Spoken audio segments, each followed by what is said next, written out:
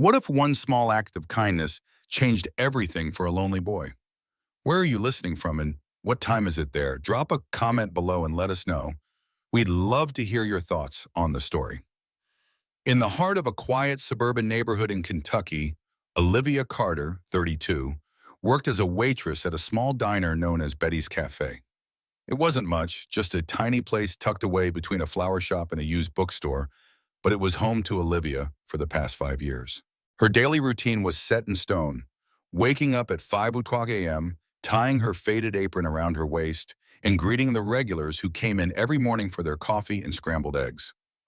Olivia had learned early on that smiles could be deceiving, and behind hers was a loneliness that most didn't see.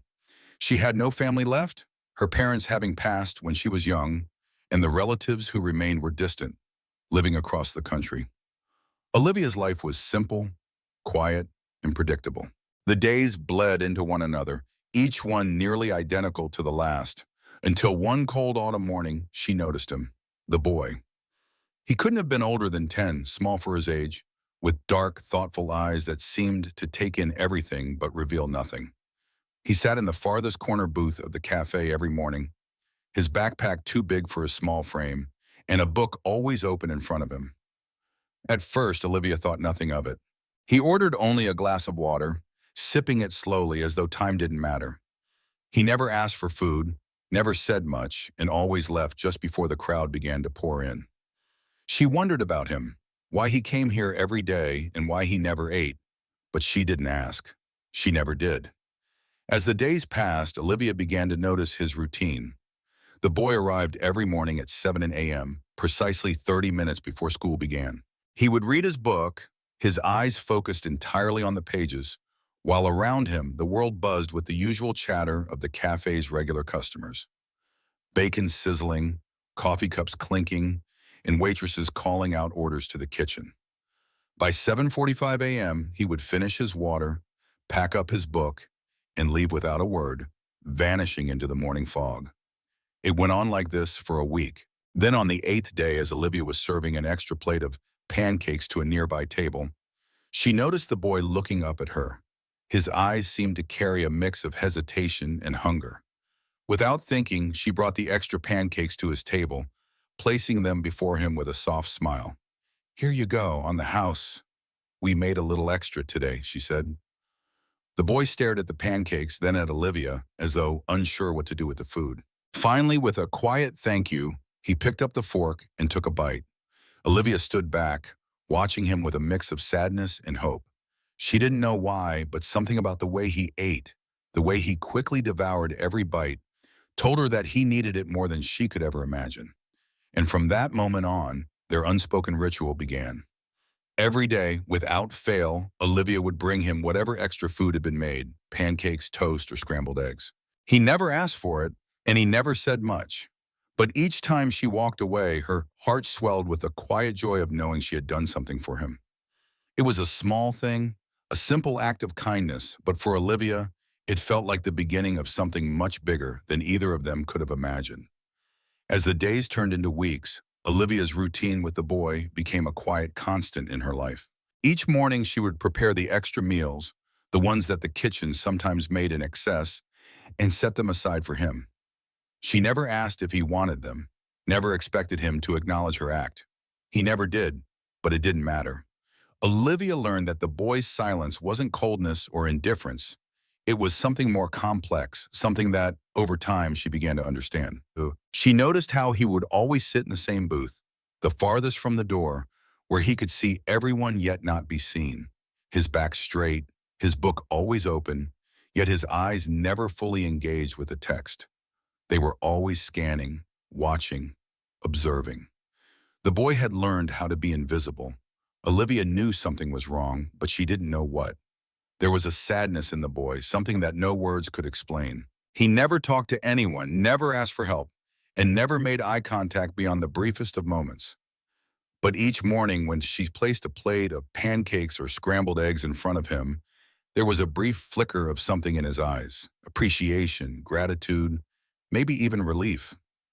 And it was that flicker, that small glimmer of hope, that kept Olivia coming back with more food day after day. Her life felt empty in many ways. She lived alone, worked long hours, and rarely had visitors. Her only connections to the world outside the cafe came through the small conversations with the regulars who came in every morning. Harold, the retired postal worker, Kathy, the grill cook, and a few others who had become fixtures in her life. They would talk about their lives, their families, and their trivial concerns while Olivia moved between tables, refilling coffee cups and clearing plates. But none of them ever really saw her, not in the way she needed to be seen. And in a way, she found comfort in the boy's silence. He didn't judge her, didn't ask her questions, didn't expect anything from her. He just existed, quietly, in the same way she did. One day as she cleared a plate of eggs and bacon from his table, she found herself staring at him longer than usual. His book was open, but his eyes weren't on the pages. They were focused somewhere far away, lost in thoughts Olivia could only guess at. Without thinking, she asked, "Where do you live, sweetie?" The boy didn't flinch, didn't even look up from his book. He simply muttered, "I don't live anywhere." Olivia's heart sank, but she didn't push him further. She simply nodded and left, the words lingering in the air between them like an unsaid truth. Later that night, she lay awake in bed, staring at the ceiling. She thought about his words, about the loneliness that seemed to radiate from him. She wondered what kind of life he had, what had brought him to the diner each day, to sit in the corner booth eating silently, never asking for more than a glass of water. The following morning, she made an extra effort to bring him something special, a plate of homemade waffles with strawberries and syrup. She didn't know why. Maybe she thought it would make him smile. Maybe she thought it would make her feel better, to do something more than just provide him with food. When she set the plate down in front of him, he didn't look up, but he didn't refuse it either. He took the first bite, and for the briefest moment, Olivia caught a glimpse of something in his eyes. Something like relief, but also something deeper. Something that made her heart ache for him, for the boy who had no one, for the boy who had learned to survive on his own without ever asking for help. Olivia knew deep down that she couldn't save him, that her simple act of kindness would never fix whatever was broken inside him. But it was all she could give him. It was all she knew how to do. And for the first time in a long time, she felt like she was doing something meaningful. The boy may not have asked for her help, but in her own small way, she had made a difference in his life. And that, she thought, was enough. As weeks turned into months, the unspoken bond between Olivia and the boy grew.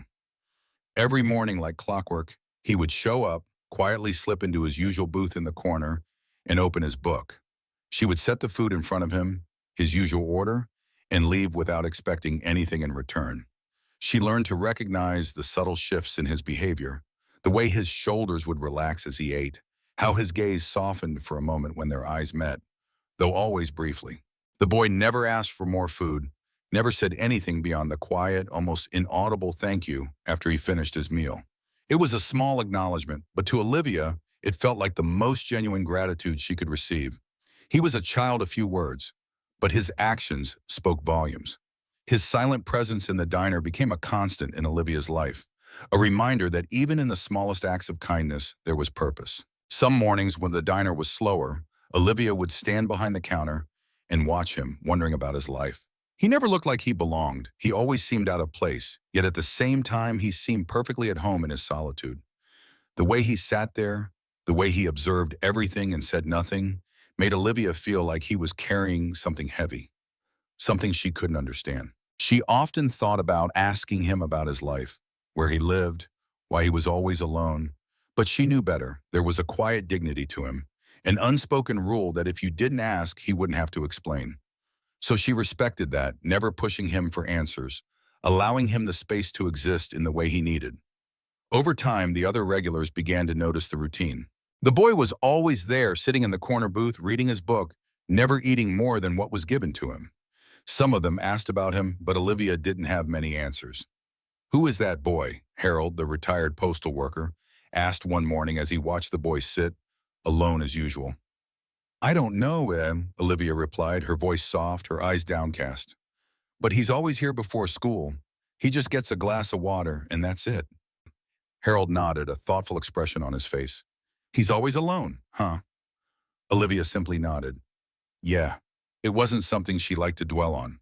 The boy's quiet presence had become a part of the diner's daily rhythm. But even in the comfort of routine, there was a pang of sadness in her heart. She couldn't shake the feeling that the party was carrying more than anyone could see, more than a glass of water and a plate of pancakes could fix. Then one day, after months of silent exchanges, something shifted. The boy didn't show up. At first, Olivia thought nothing of it.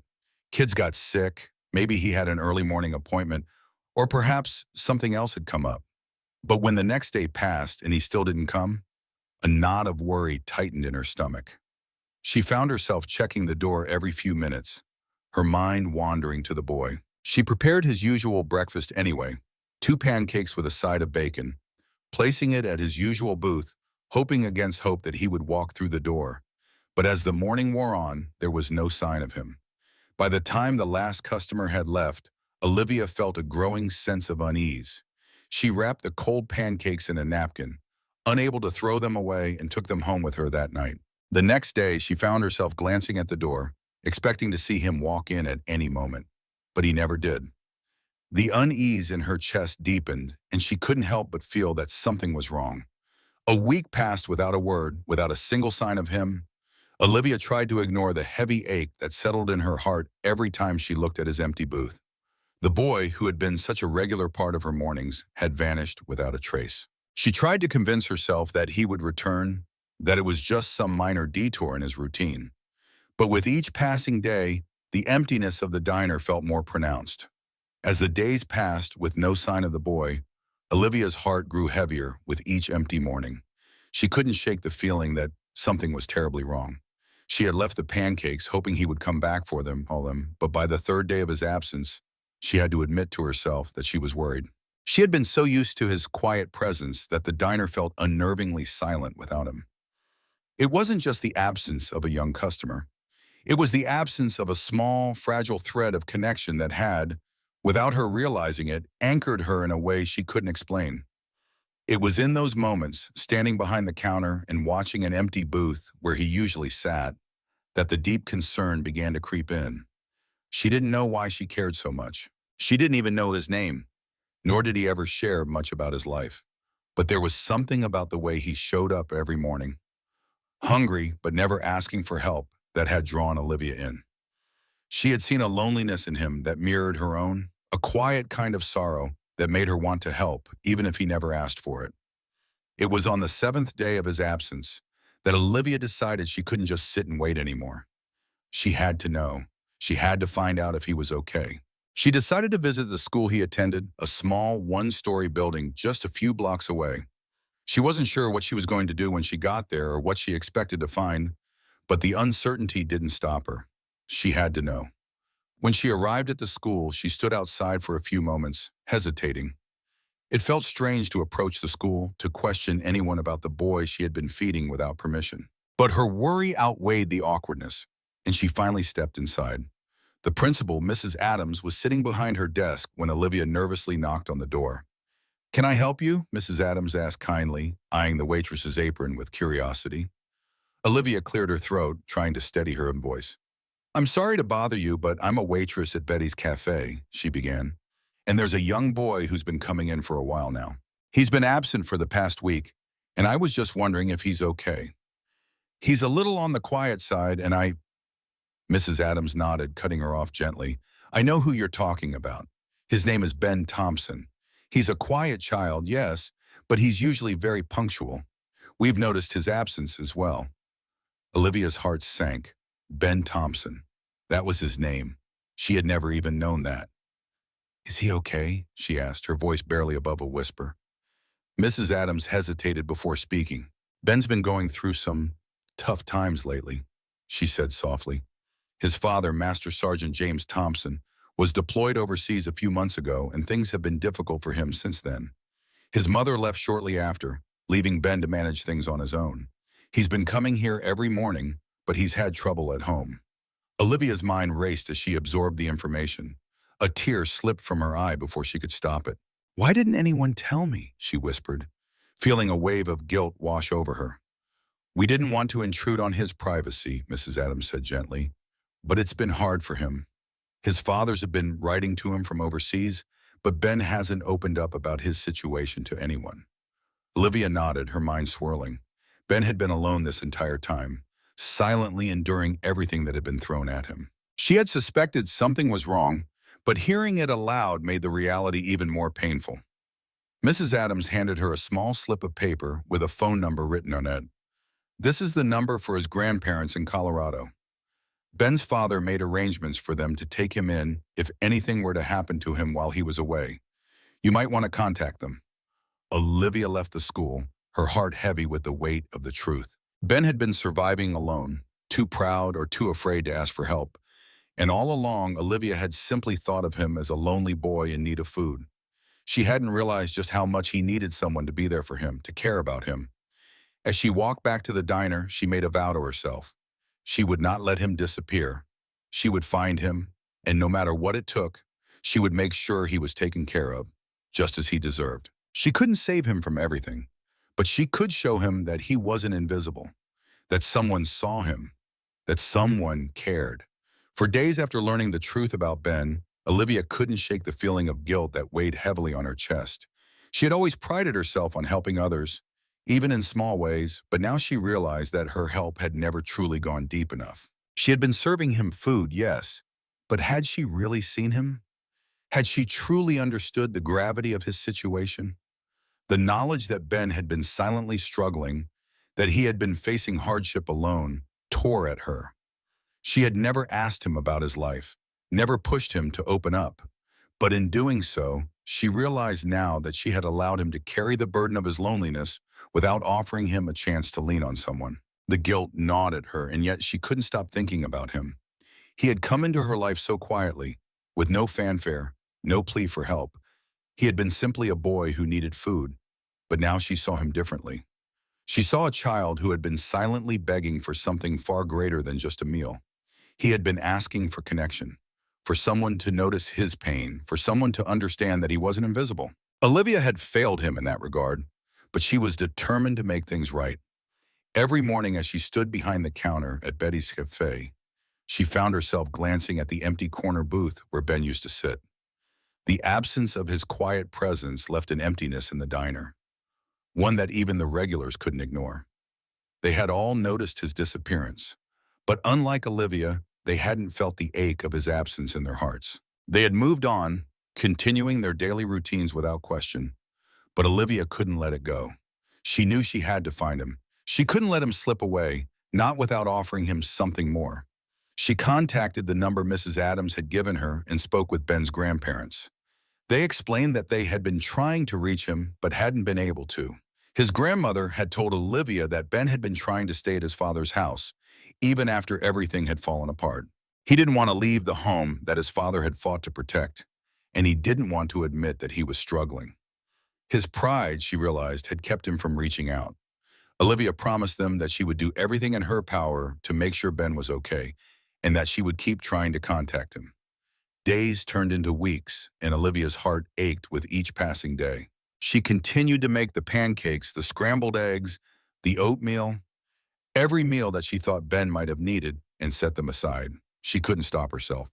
The thought of him going without food, of him still sitting alone at that empty booth, was unbearable. But every morning the empty seat remained, untouched. She began to wonder if perhaps Kathy had been right. Maybe Ben had just moved on, just as people often did. She couldn't blame him for disappearing, for slipping away without a word. After all, people did that all the time. Life moved on, and people fell into the cracks of a world that rarely stopped long enough to notice. It was during this time of doubt that a small miracle happened. On a quiet Tuesday morning, Olivia was in the middle of setting up for another day's work when she saw him, the boy who had come into her life like a fleeting shadow. Ben was standing outside the diner looking lost, as though he wasn't sure if he belonged there anymore. His face had grown thinner, and his clothes were slightly tattered, but there he was, standing in front of the diner as though nothing had changed. For a moment, Olivia stood frozen in place. Her heart skipped a beat as she watched him approach the door. Without thinking, she moved quickly to the counter, setting down a plate of warm pancakes. The smell of syrup filled the air, and for a brief moment, the diner seemed to come alive again. Ben stepped inside, his eyes cautiously scanning the room. When his gaze met Olivia's, it wasn't just a brief glance anymore. He held her eyes for a few seconds, and that fleeting moment made Olivia's heart swell with relief. "I've been waiting for you," Olivia said softly, her voice trembling slightly as she set the plate in front of him. Ben said nothing at first, but when he sat down, he reached for the pancakes with a quiet sigh. His shoulders seemed to relax as he ate, and for the first time in weeks, Olivia saw him smile. A small but real smile. It was a smile that told her everything she needed to know. He had been hungry, not just for food, but for the sense of belonging, for someone to acknowledge him, for someone to understand his silence. Olivia knew in that moment that everything she had done, every plate of pancakes, every quiet gesture, had mattered. It hadn't been much, but it had been enough. She had given him something she hadn't realized he needed most: the kindness of simply being seen. The relief that washed over Olivia in that instant was overwhelming. She had never asked for anything in return, but seeing Ben eat with a sense of ease, a sense of safety, was the most profound reward she could have asked for. The boy, whose name she had never known, whose life she had only glimpsed through his quiet gestures, was finally back. And for Olivia, that was enough. The days following Ben's return were filled with a bittersweet relief. Olivia continued to serve him, offering him the same warmth she always had, but now there was an unspoken understanding between them. Ben had returned to the diner, but it was clear that he wasn't the same boy who had quietly slipped in and out of her life months before. There was something more in his eyes now, an awareness perhaps, or a weariness that made him seem older than his years. Olivia could see the weight he carried, but he never spoke of it. The quietness that had once been part of his charm now felt like a shield, a way to protect himself from the world he had learned to navigate alone. One morning, as Olivia was refilling coffee cups at a booth nearby, she caught a glimpse of Ben's face and something in her chest tightened. He was staring at his book, but his eyes were distant, unfocused. He looked lost in thought, as if the words on the pages didn't matter. He wasn't reading anymore. He was thinking. Olivia walked over to him slowly, not wanting to disturb the fragile space they had shared. She set his breakfast in front of him, just as she always did, but this time she lingered for a moment longer than usual. "You've been quiet lately," she said softly, her voice a mix of concern and curiosity. Ben's eyes lifted to meet hers, but there was no trace of the deflection he had used before. He didn't look away. Instead, he sat there for a moment, his small hands nervously playing with the edge of his book. Finally, he spoke. "I don't know what to do anymore," he said, his voice barely above a whisper, as though he was speaking a secret only the two of them could hear. Olivia's heart clenched in her chest. She had never heard him say anything like that before. She had always thought he was just shy, just a quiet boy who kept to himself. But now she realized that his silence had been his armor. "What's been going on, Ben?" she asked, her voice gentle but insistent. "You don't have to tell me if you don't want to, but if you need help." She paused, searching his eyes for a sign that he was willing to open up. For the first time, Ben didn't look away. "My dad's gone," he said simply. The words hung in the air between them, heavy and final. Olivia's heart sank. She had known something was wrong, but hearing him say it out loud made the truth undeniable. "I know he's been gone," she said softly, "but there's more to it, isn't there?" Ben nodded, his small shoulders sagging under the weight of the admission. "My mom left after he did," he continued, his voice cracking slightly. "She didn't want to take care of me anymore. She told me to go live with my dad's parents, but I didn't want to. I didn't want to leave, so I stayed." Olivia's breath caught in her throat. She hadn't known. She hadn't known the extent of the boy's struggle. She had assumed he was just lonely, but the loneliness ran deeper than she had ever imagined. He was trying to survive on his own, trying to hold on to the only thing he had left, the home his father had fought to protect. But in doing so, he had been left to fend for himself, a child with no one to rely on. Olivia sat down across from him, her heart aching. "Ben," she said gently, "you don't have to do this alone. You've got people who care about you. I care about you." The boy's eyes flickered for a moment, the tiniest glimmer of hope rising in them before it was quickly extinguished. "I don't want to be a burden," he muttered. Olivia reached out and placed a hand on his. "You're not a burden," she said firmly. "You never have been." For a long moment, the two of them sat there, the diner bustling around them. But in that small corner booth, it felt like time had stopped. Ben's guarded demeanor had cracked, just a little, and for the first time, Olivia saw the boy behind the silence. The boy who had been too proud, too afraid to ask for help, but who now realized that help didn't always come with shame. Olivia didn't have all the answers and she didn't know how to fix everything, but she knew one thing for sure.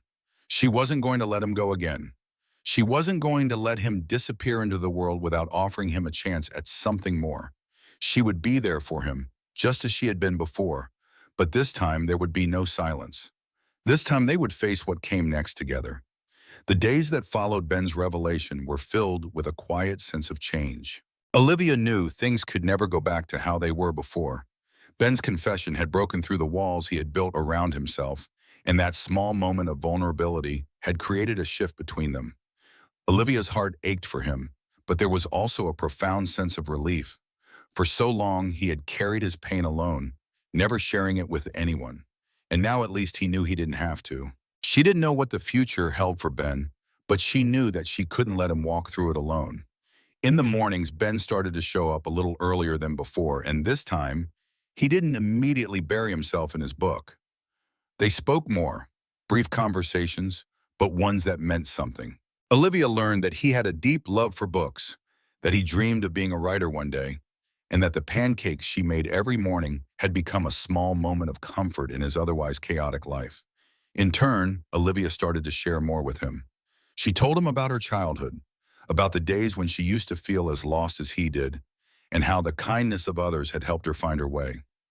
Their conversations, though small, began to bridge the gap between them.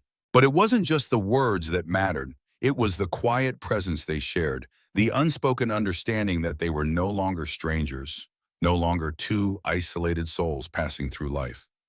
One day, Olivia made a decision. She couldn't let Ben continue living this way. She contacted his grandparents in Colorado, explaining everything that had transpired, and offered to help him move in with them. She knew it wasn't the perfect solution. Ben would still have a lot to adjust to, and the scars of his past wouldn't disappear overnight. But it was the best thing for him. To her surprise, his grandparents were relieved. They had been worried about Ben for so long, unsure of how to help him from a distance. They had never known he was struggling this much, but now that they did, they wanted to make sure he had everything he needed. They promised to come and get him, and within a few days they arrived in the small town, ready to take Ben back to Colorado. The day Ben left was bittersweet. Olivia watched him gather his few belongings, his small backpack filled with books and clothes, and she felt a lump in her throat. She had done what she could, but letting him go felt like a small loss. He wasn't just the boy who had come in every morning for a glass of water and a plate of pancakes. He had become a part of her life in ways she hadn't expected. When it was time for Ben to leave, he turned to her, his expression softer than it had ever been. "Thank you," he said, his voice barely above a whisper. "You're the only person who ever looked out for me." Olivia smiled, her eyes brimming with unshed tears. "You don't have to thank me, Ben," she said, her voice steady despite the emotion swelling in her chest. "You've got a bright future ahead of you. Just remember, you're never alone, okay?" Ben nodded, his eyes locking with hers for a brief moment before he turned and walked out the door, his grandparents waiting for him outside. That afternoon, the diner felt emptier than it ever had before. Olivia cleaned the tables, wiped down the counters, and set everything in place for the next day's customers. But there was a quietness in the air. The boy who had filled the space with his presence was gone, and in his absence, Olivia couldn't help but feel a pang of loss. But there was something else too, a sense of hope. Ben was gone, yes, but he was going somewhere better, somewhere he could finally heal. He was on his way to a fresh start, and Olivia knew that deep down, this was the right choice for him. And in that small way, she had helped him. She had given him the chance to be seen, to be cared for, and to believe that he wasn't invisible. It wasn't about the pancakes or the food. It was about something much bigger, the kindness that had allowed him to start over. As the days passed, the memory of Ben lingered in the diner, but so did the lesson he had taught Olivia. No act of kindness, no matter how small, ever truly goes unnoticed. It has the power to change lives, to make someone feel worthy, and to offer them a chance at something more.